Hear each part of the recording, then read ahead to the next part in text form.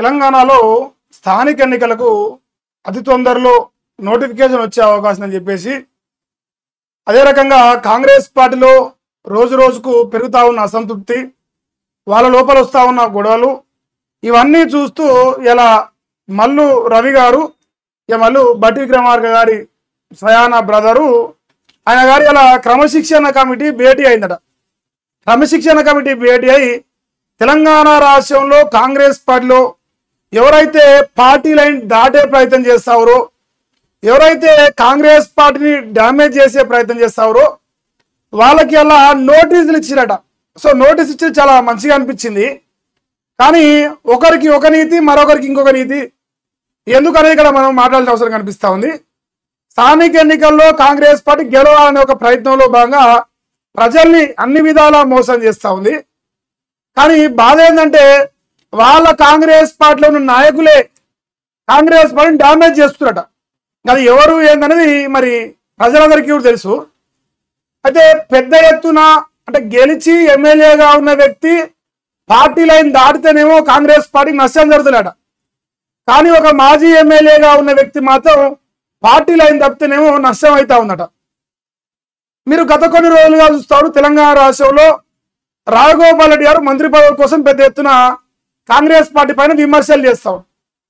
వీళ్ళ ప్రభుత్వంలో ఉంటూ నిధులు వస్తలేవని చెప్పేసి కానీ, ఆరోగ్యాన్ని అమలు చేస్తలేరని చెప్పేసి కానీ, ప్రజల లోపల వ్యతిరేకత ఉందని చెప్పేసి కూడా మాట్లాడే ప్రయత్నం చేస్తాం.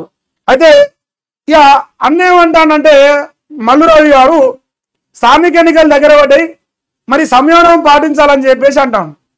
ఆ సంయమనం అనేది ఒక రాజగోపాల్ రెడ్డి గారికి మాత్రం వర్తించాడట. సో నర్సారెడ్డి గారికి మాత్రం వర్తిస్తాడ. సిద్దిపేట డిసిసి అధ్యక్షుడిగా ఉన్న నర్సారెడ్డి గారికి ఎందుకు ఒక న్యాయం అంటే తాను మాజీ ఎమ్మెల్యే అయినందుక, లేదంటే రాజగోపాల్ రెడ్డి గారు తాజా ఎమ్మెల్యే అయినందుక? కాంగ్రెస్ పార్టీకి బహిరంగంగా మాట్లాడితే ఓన్లీ నర్సారెడ్డి గారు గొడవ పెట్టుకుంటేనే ఇబ్బంది అవుతుందా, రాజగోపాల్ రెడ్డి గారు గొడవ పెట్టుకుంటే ఇబ్బంది కాదా? తెలంగాణ రాష్ట్రంలో ఒక ద్వంద్వ వైఖరి కొనసాగుతా ఉంది. పవర్ ఉన్నోళ్ళకు, పైసలు ఉన్నోళ్ళకు ఒక రకమైన రాజకీయ నీతి, పవర్ ఉండి పైసలు లేకపోతే ఇంకొక రకమైన రాజనీతి. ఇక ఇంకో చిన్న ట్విస్ట్ ఏంటంటే ఈ నర్సారెడ్డి గారు కూడా ఇలా క్రమశిక్షణ కమిటీ నోటీస్ ఇచ్చిందంట సమావేశం జరిపి.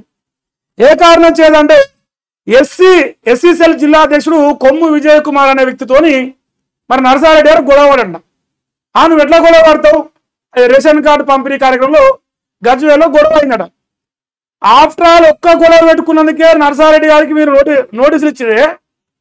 క్రమశిక్షణ కమిటీలో ఉన్న మరి మల్లురావు గారికి రాజగోపాల్ రెడ్డి గారు మాట్లాడేది కనపడలేదా? కాంగ్రెస్ పార్టీలో ఉంటూ కాంగ్రెస్ పార్టీ గెలవదని అంటారు. మరి మొన్న మాట్లాడిండు మంత్రి గారు జూపాలి కృష్ణారావు గారు ఓపెన్ గా మాట్లాడిండు, తెలంగాణలో కాంగ్రెస్ పార్టీ అధికారంలోకి రాదు, ఇచ్చిన హామీలు నెరవేర్చలేము, కొత్త హామీలు ఇవ్వలేమని ఆయన కూడా మాట్లాడిండు. అంటే పవర్లో ఉన్న ఎమ్మెల్యేలు మాట్లాడితే, పవర్లో ఉన్న మంత్రులు మాట్లాడితేనే నోటీసులు ఇవ్వరట. కాంగ్రెస్ పార్టీ రాజనీతి అంటే రాజ్యాంగం పట్టుకొని తిరుగుతూ ఉంటారు కదా. సో కాంగ్రెస్ పార్టీ రాజ్యాంగం ఏంటంటే పదవిలో ఉన్నోడికి ఒక రకమైన రాజ్యాంగం అమలవుతుంది, పదవిలో లేనోడికి ఇంకొక రకమైన రాజ్యాంగం అమలవుతుంది. కారణం ఏంటంటే పదవిలో ఉన్నోడు పక్కన జరిగితే ప్రభుత్వం కూలిపోతుంది. ఇప్పుడు నర్సారెడ్డి గారు మాజీ ఎమ్మెల్యే ఎవరు కాబట్టి ఆయనకు పవర్ లేదు కాబట్టి ఆయన మీద చర్యలు తీసుకుంటారట. కానీ రాజగోపాల్ రెడ్డి గారు కాంగ్రెస్ పార్టీలో ఉంటూ కాంగ్రెస్ పార్టీ విమర్శిస్తూ మంత్రి పదవి కోసం బ్లాక్మెయిల్ చేస్తూ ఏదైతే రేవంత్ రెడ్డి కోసం వ్యతిరేకంగా పనిచేసే సోషల్ మీడియా ఉందో వాళ్ళతో ప్రెస్ మీట్లు పెడుతూ ప్రజల లోపల రేవంత్ రెడ్డి యొక్క గౌరవాన్ని తగ్గించే ప్రయత్నం చేస్తేనేమో కాంగ్రెస్ పార్టీ డ్యామేజ్ కదట. ఓన్లీ పార్టీల ఎమ్మెల్యేగా ఓడిపోయిన వాళ్ళు, పదవిలో లేనోళ్ళు మాట్లాడితేనే డ్యామేజ్ అవుతాట. మరి మల్లురావి గారు కాంగ్రెస్ పార్టీ రాజ్యాంగం ఒకసారి మాకు బయటకు ఇవ్వాలి.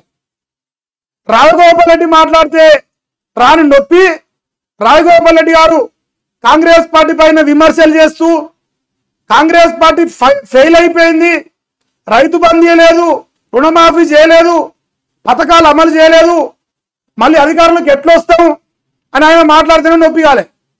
రేవంత్ రెడ్డి 10 సంవత్సరాలు ముఖ్యమంత్రి ఎట్లుంటామని ఆయన ట్వీట్లు చేస్తాడు. మీ యొక్క పరిపాలన పైన వ్యతిరేకత ఉందని చూపిస్తాడు. నిన్నదాకా మొన్న కామారెడ్డికి పోయి వాడు కూడా సోకులు పడిపోయా. ఇన్ని రకాలుగా రేవంత్ రెడ్డికి కాంగ్రెస్ పార్టీకి డ్యామేజ్ చేస్తారని మీకు నొప్పిలేట. ఎందుకంటే రేవంత్ రెడ్డి అని మీకు అందరికి నచ్చదేమో అనిపిస్తాను. మరి మీ అన్న బట్టి విక్రమార్క గారు ముఖ్యమంత్రి గారిని ఆశపడుతున్నారని డౌట్ కూడా వస్తాను. రేవంత్ అన్న తమ్ముడు నేను కాబట్టి దాదాపుగా తెలంగాణ రాష్ట్రంలో రేవంత్ అన్న కోసం ఎవరు వ్యతిరేకంగా మాట నేను ఊకోను. మరి మా రాజన్న గారు పెద్ద ఎత్తున మా అన్నను డ్యామేజ్ చేస్తూ మాట్లాడిన వ్యాఖ్యలపైనేమో నోటీసులు ఇవ్వరట. ఇంకా దౌర్భాగ్యమైన విషయం ఏంటంటే అసలు ఆయన ఏం మాట్లాడిండో ఆయనకు అసలు ఫిర్యాదు రాదట. లోకం మొత్తం చూస్తూ ఉంటే, లోకం మొత్తం చూసి కాకడి చుమ్ముతా ఉంటే, మీ పార్టీలో మీకే కయ్యాలని మాట్లాడుతూ ఉంటే అదేం కళ్ళ కనపలేట. నరసారెడ్డి గారు 7వ సిద్దిపేటలో లలితారిద్రం కనిపించిందట, ఇది మాత్రం కనపలేట. మరి తెలంగాణ రాష్ట్ర ప్రజలు ఏ రకంగా నమ్ముతారు? అంటే రేవంత్ రెడ్డి గారిని ముఖ్యమంత్రి పదవిలో దించడానికి పనిచేసే వ్యవస్థకేమో నోటీసులు ఇయ్యరు, రేవంత్ రెడ్డికి అనుకూలంగా పనిచేసిన నోటీసు ఇస్తారు. అంతేనా? పట్టపట్టిలు మాట్లాడరా నిన్నగాక మన నేను జూపల్లి కృష్ణారావు గారు మహబూబ్ నగర్ మంత్రి, మహబూబ్ నగర్ ముద్దుబిడ్డ, రేవంత్ రెడ్డి ముఖ్యమంత్రిగా ఊడిపోతాడని చెప్తాడు, మా ప్రభుత్వం అధికారులకు రాదని చెప్తాడు. అలాంటి వ్యక్తులకేమో నోటీసులు ఇవ్వరట. ఇంకా ట్విస్ట్, వాళ్ళకి ఎట్లాంటి అంటారుగా ఫిర్యాదులు అందరూ ఆ విషయాల్లో ఫిర్యాదులు దిగిపోయిన వాళ్ళ మీదనే అందుతాయి. సంయమనం పాటించాలట. స్థానిక ఎన్నికలు ఓట్లు పడటానికి ఏదన్నా ఇబ్బంది ఉంటే మాకు చెప్పురు, కానీ బహిరంగంగా మీరు మాట్లాడకండి. మాట్లాడితే పార్టీకి డ్యామేజ్ అవుతుంది. డ్యామేజ్ అధికారంలో ఉన్నాడు, అధికారం నుండి ప్రభుత్వాన్ని బదనాం చేసేవాడు వల్ల డ్యామేజ్ కాట. దిగిపోయి ఏ సంబంధం ఎంతో డ్యామేజ్ అవుతాట. మరి తెలంగాణ రాష్ట్రంలో మా అన్న రేవంత్ రెడ్డి గారిని దించడానికి ఒక వ్యవస్థ పనిచేస్తా ఉంది.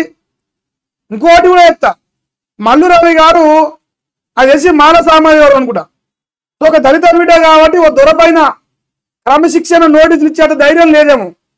ఈ నరసారెడ్డి గారు ఆయన మాజీగా ఉన్నాడు కాబట్టి ధైర్యం చేసిండు. అది కూడా అంతో ఎంతో వెనకంగా 4 దొరలు ఏమవుతుంది మీ ఉన్నంగానే ధైర్యంతో. మీరు ఇంత ధైర్యంగా నోటీసు ఇచ్చడం కూడా నమ్మకం లేదు. ఒక దళిత బిడ్డ అయిన అద్దంకి దయాకర్ గారు నోటీసు అంటారుగా ఉంటే ఉండు పీక్తే పీక్ అని ఒక్క డైలాగ్ వాడినందుకే ఆయన రాజకీయ భవిష్యత్తు దెబ్బతినది. సో అందువల్ల మీకు ఏమైనా భయం అవుతుండొచ్చు. మరి రాజగోపాల్ రెడ్డి గారికి నోటీసులు ఇవ్వాలన్నా, జూపల్లి కృష్ణారావు గారికి నోటీసులు ఇవ్వాలన్నా, అరే వాళ్ళకు నోటీసులు ఇస్తే నా పదవి పోతుందేమో అని భయం ఉండొచ్చు.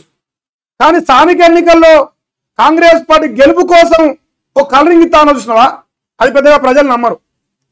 ఎందుకంటే నిజంగా స్థానిక ఎన్నికల్లో కాంగ్రెస్ పార్టీ గెలుపే లక్ష్యంగా పనిచేస్తే రాజగోపాల్ రెడ్డి గారి కామెంట్స్ కానీ, జూపల్లి కృష్ణారావు గారి కామెంట్స్ కానీ స్థానిక ఎన్నికల్లో మైనస్ అయ్యే కామెంట్స్ చేసారు.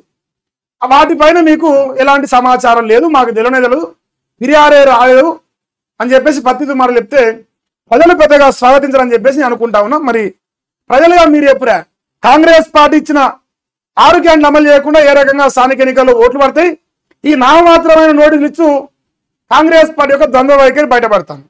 సో దయచేసి గమనించండి.